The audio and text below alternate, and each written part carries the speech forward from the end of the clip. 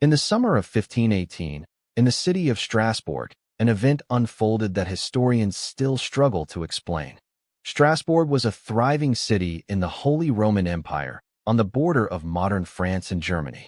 It all began with a single woman, known to history as Frau Troffea. She walked into the street, and she began to dance. There was no music, no festival, no reason that anyone watching could understand. She danced for hours, then for days. Her feet blistered and bled, and yet her body simply would not stop. For 6 straight days, she barely paused. By some accounts, she danced almost without rest from morning until night. Her neighbors gathered to watch. At first they thought it was strange, amusing, even. They had no idea what was coming. Because within a few days, something impossible happened. Other people began to dance too. The numbers exploded. Within days, dozens had joined her. Within a week, the count was already over 100. First a handful, then dozens. They filled the streets, twisting and leaping, unable to stop themselves. Within 1 month, historical records claim that 400 people were dancing in the streets of Strasbourg. It was no longer a curiosity. It was an epidemic, a sickness that spread, not through the body, but through the mind. And this epidemic was deadly. As the dancing dragged on, people began to die. Exhaustion, dehydration, strokes and heart attacks took the weakest first. Days of relentless movement put an unbearable strain on the heart. For many, it simply gave out. According to some accounts, at the peak of the plague, as many as 15 people were dying every single day. The dead were carried away as the living kept dancing around them. The city was sliding into a nightmare. The people of Strasbourg were terrified. They turned to the city's physicians for an answer. And the doctors reached a conclusion that, today, sounds almost unbelievable. They decided the dancers were suffering from overheated blood.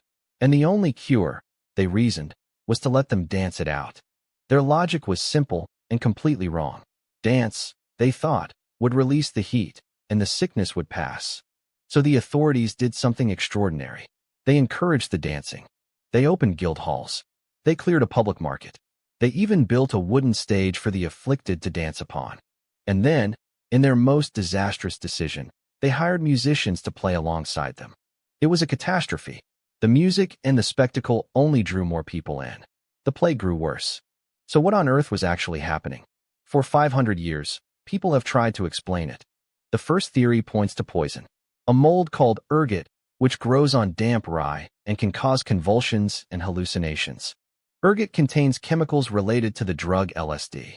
In contaminated bread, it could spread through an entire town at once. It is a tempting answer, but most historians now reject it. Ergot poisoning cuts off blood flow to the limbs.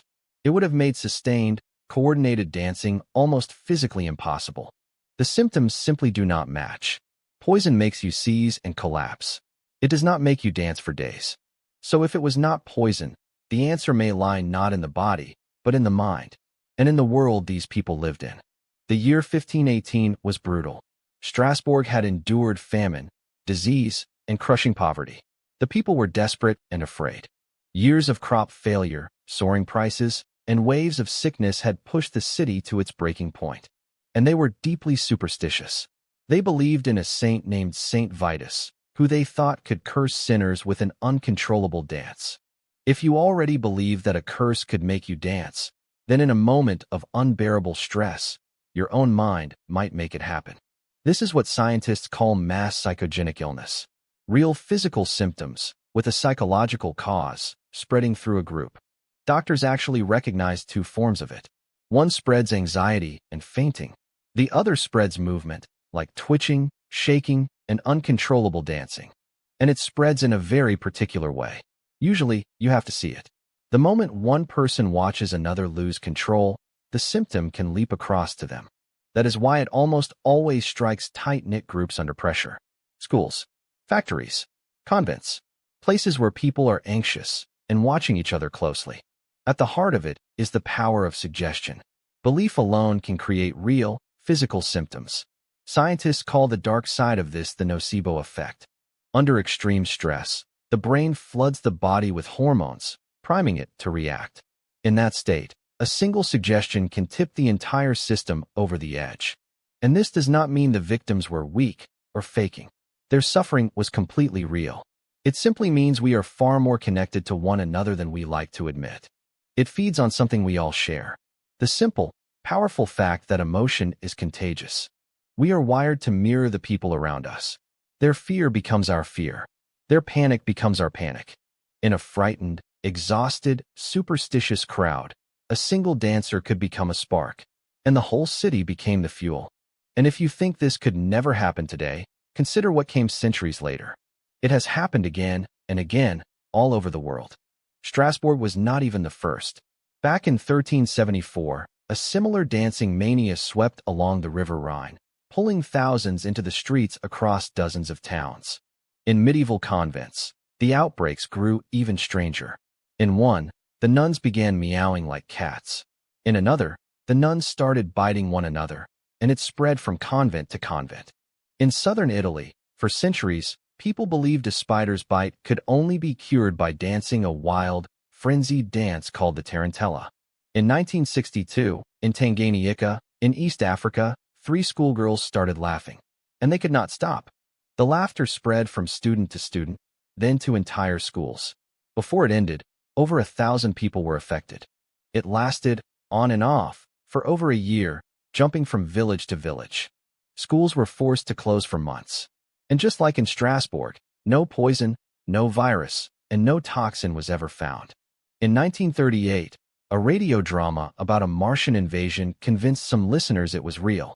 Newspapers reported a wave of panic as frightened people fled their homes. In 1962, workers at an American textile factory suddenly fell ill, blaming a mysterious biting insect. 62 people were affected. The bug was never found because it never existed. And in 2011, in a small town in New York, more than a dozen high school students suddenly developed uncontrollable twitches and tics. After months of tests, doctors reached the very same conclusion. It has even reached the internet. In recent years, doctors have documented groups of teenagers developing identical tics after watching the same videos online. The dancing plague, the laughing epidemic, fainting outbreaks in factories, even mass panics. The same pattern, over and over. The same invisible force. The human mind, turning a shared belief into a shared reality. As for Strasbourg, the dancing plague finally faded that autumn, as mysteriously as it had begun.